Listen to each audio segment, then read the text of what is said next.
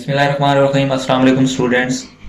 आज की इस वीडियो में हम आइट्स इंग्लिश कंप्रीहेंशन एंड कंपोजिशन और टेक्निकल राइटिंग के बारे में जो सिमिलर पॉइंट्स हैं उनको डिस्कस करेंगे, और वो हैं 4 इंपॉर्टेंट स्किल्स।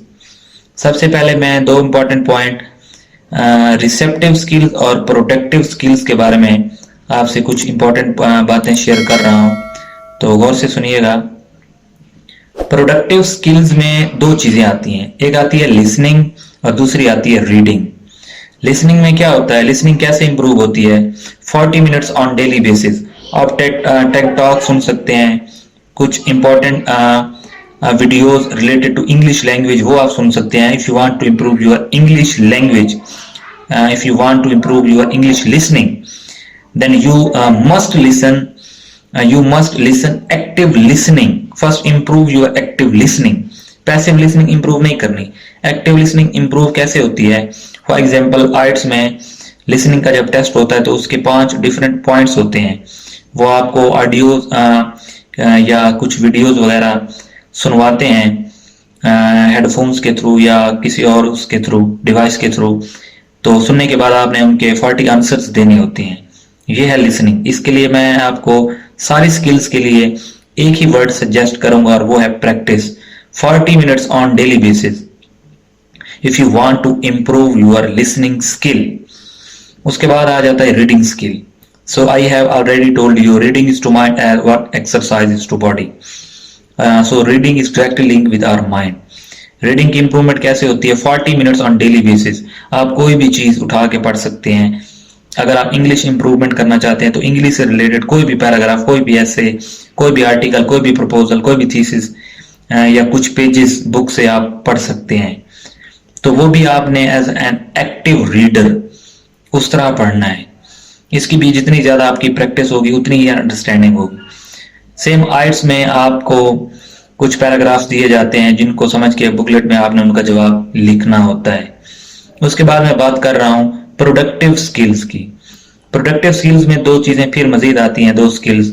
सबसे पहले राइटिंग और उसके बाद स्पीकिंग।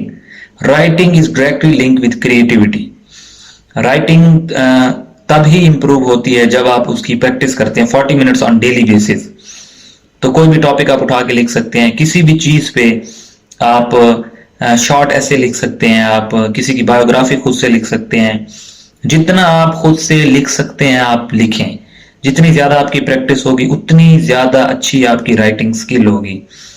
तो इसमें भी यही होता है कि कोई आपको टॉपिक, आइट्स में आपको टॉपिक दिया जाता है, फर्स्ट जो टॉपिक होता है वो बहुत आसान होता है और जो 5th नंबर पे होता है वो बहुत ही डिफिकल्ट और टफ होता है। तो ये वही बंदा अचीव कर सकता है जिसकी प्रैक्टिस होती है। उसके बाद लास्ट जो स्किल है वो है speaking skill. Speaking is also an art. ये एक आर्ट ही है। अभी मैं आपके साथ उर्दू में बात कर रहा हूं तो ये वोकैबुलरी मेरे माइंड में है। If you want to improve your speaking power, if you want to improve your speaking skill, then you have to need practice. You can use mirror, you can use your different devices, you can record your voice, and further you can speak whatever you want to be. Speaking एक art है। आप अपनी speaking improve कैसे कर सकते हैं? How can you improve your speaking skill? You have to need practice. You can use different devices, you can record your voice, you can talk with other person. In chat you can use different words in writing. Then further you can send voice messages to other persons in English using English language. तो ये मैं आपको जो बता रहा था, ये technical writing, English composition and comprehension और आइट्स में जो चीजें यूज होती हैं वो मैं आपको बता रहा था।